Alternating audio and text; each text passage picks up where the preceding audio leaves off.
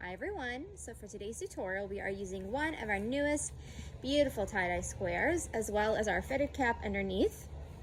This tutorial specifically for ladies who don't want to use shapers. You can totally use a shaper.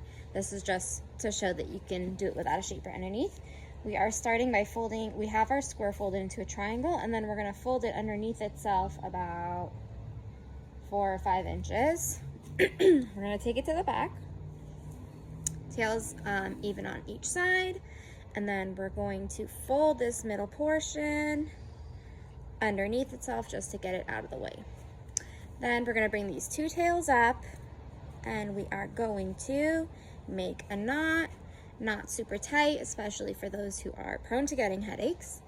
Then we're going to tuck these two sides into itself like so. Okay. Then the portion that comes out on top, we're going to open it up all the way, and then we're going to start rolling it into itself. And then the two corner pieces you're going to take and tuck into these sides, these little pockets that we had created from folding it. Next, we're going to take this one and do the same thing.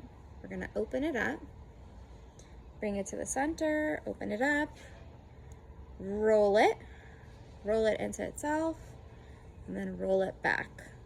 And you can if you wanted, you can make it like a longer one so it can cover more in the back, but I'm just going to keep it like this. And then I'm going to take these two and tuck it into itself.